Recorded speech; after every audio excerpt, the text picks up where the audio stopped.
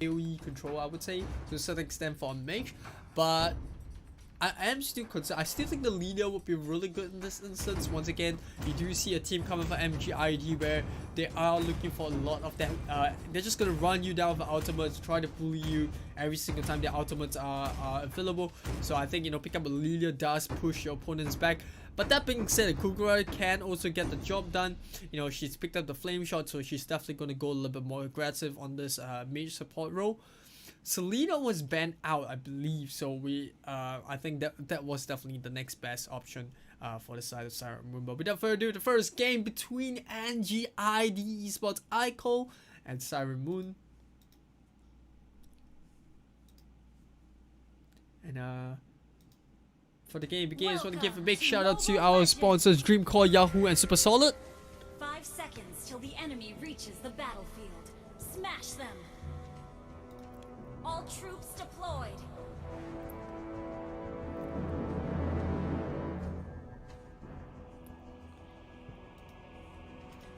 This is the first game that we're missing Siren Moon play.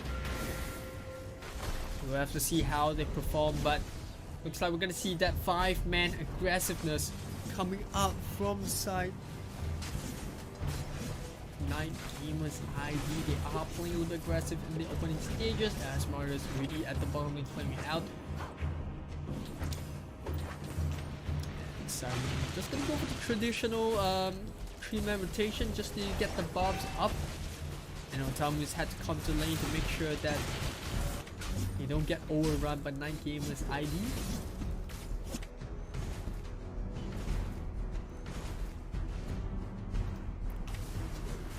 Has to be careful about positioning. Atlas rotating around her. That might be the first blood right there. She managed to get the movement speed up as well. So that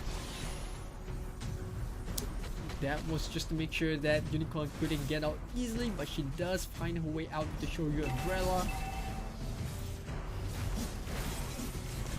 Blazing Duet already used early just to clear up the wave in the middle. And he's already back into the top. Jawhead aware that his lane is about to get ganked, and here comes the rest of NGID. They're not ready to give this up just yet, allowing the teammate to get bullied out of lane. A bit of skirmish here and there, having with the law in order to start the Cho up. Meanwhile, bottom lane, a bit of a skirmish going on between these two players as well. Favela up against Valerio, I think that's how you pronounce her name.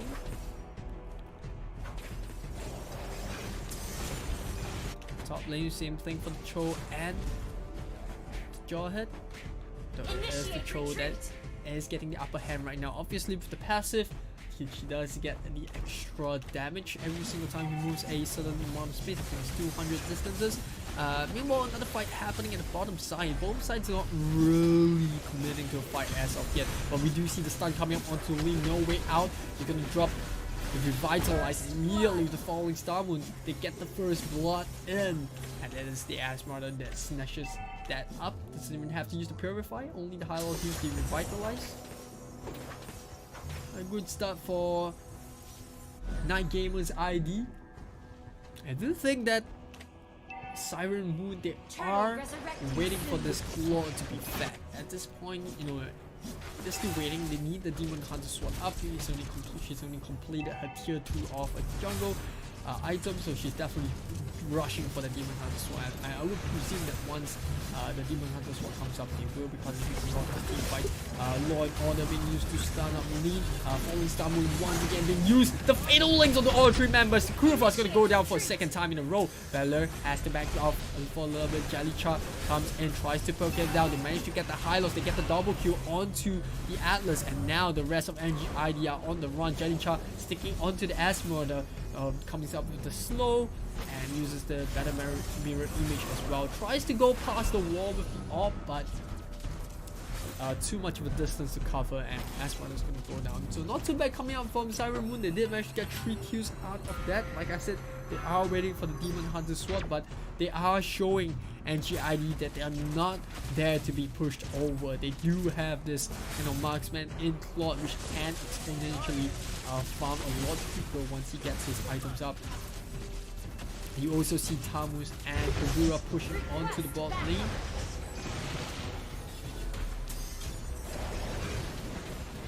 Using the Bloodlust Axe is going to be the first item for Tamus. Top side, a little bit of skirmish between the rotating tree of NGID against Lean and Jellycha.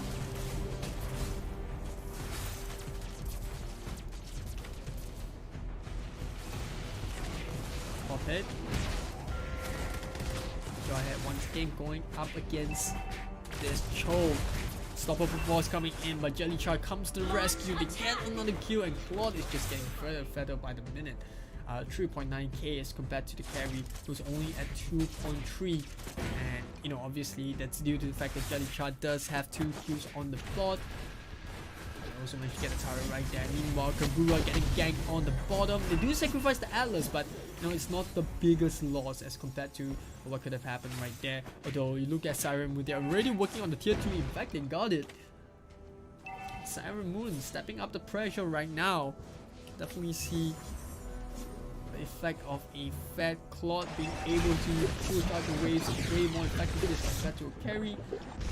Being able to traverse through the map way quicker than the her marksman counterpart on the other side of the team.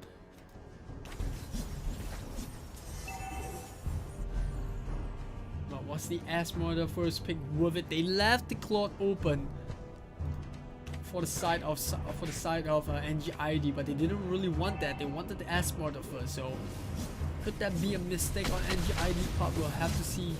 But meantime, we do see Siren Moon leading up ahead with the 2k goal lead that they have. Turret's already down. You might be able to get a kill on the Jawhead. I believe that is a dead Jawhead. Stop jumping into mid, camera. But yes, we do see Bill getting the kill. Oh, really close fight there. But no, a kill is a kill.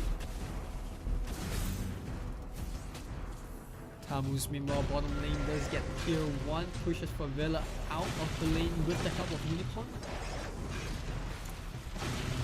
And the ID is being distracted by the 2 at the bottom. They did manage to get the turtle. They're going to push the mid. Demon Hunter Sword completed. She's really building into the golden staff.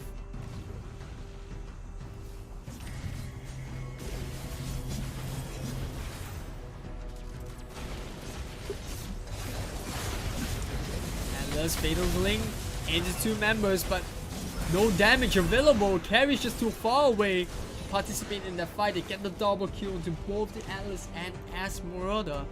Once again, Siren Moon just having so much arsenal in their back pocket, and immediately you see Jellycha in the middle. One moment she's at the bottom, you know, assisting in team fight. Next thing you know, she's pushing down your mid. And that's the scary pace that the Claude can bring to the fight. They didn't lose Unicorn there, a little bit of overextension with the Yin Yang overturn, a little bit greedy there for the Q. Didn't really use the Yin Yang overturn, but you know, make sure Umbrella was in a very aggressive position. Claude's already taken the tier 2, golden stuff up, and this is the spike of the Claude now. Not that she's really scary, but she's built even more items, and I think this is where Siren Moon can really take over the fight.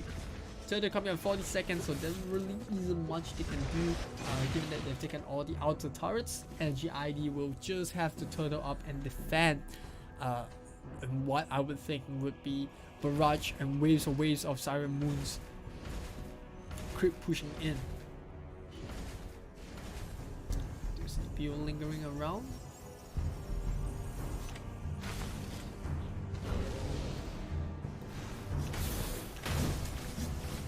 Thomas going for the Queen's Wing at this point of time. I do like the pickup though. You can see that she's definitely going for a little bit more tanky on this. Thomas making sure she can sustain the fight. Glorious Pathway being laid around Fatal Link from 3 members, but once again there is no follow-up from the rest of NGID, who were just too far away from the what is the Jawhead doing? Trying to eject the lane beneath the turret, but she's all by herself and she's gonna give up her life for that. Asmorder trying to push Lean away from staying too close to the base. Meanwhile, we haven't seen Bill take part in a team fight as of yet. One solo kill in the top lane, a bit of an assist when Claude came up to get the kill onto the Jawhead, and that was about it. The rest of the time we do see, the Cho just been pushing, just minding her own business, making sure that the lanes are pushed out, and the fact that NGI can't really, rotate everyone to the middle robot to take a team fight, because it's just gonna risk. Oh, Atlas goes down so quickly. We missed out the kill. It happened in a flash.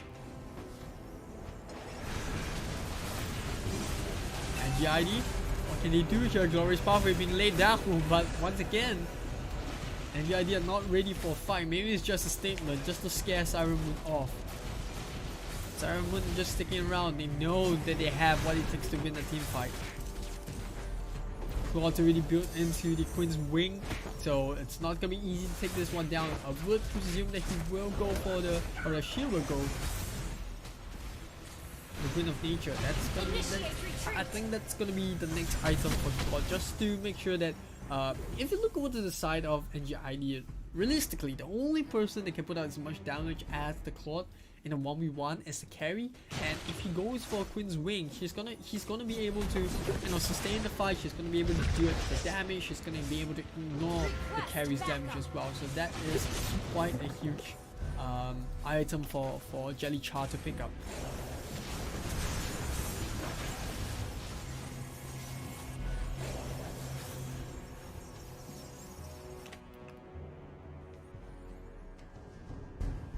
Initiate retreat.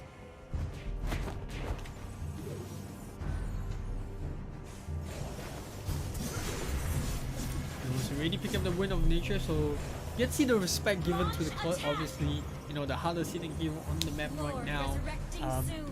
Looking to jump in onto the backline, use the Blazing Duet, so it's natural that the carry will pick up the Wind of Nature, but she still needs so much more items. She's gotten her Endless Battle, but she does need that Demon Hunter Sword, or rather than doing stuff. Just increase the attack speed so that she can proc passive even more often. Lord really down to quarter of HP. Can they get this? Unscattered out. The Lord not being able to get through. Way of the Dragon gonna kick the Jawhead right into the pit to get one kill, to get the other one onto the Hylos, and without the front line, they can't do much.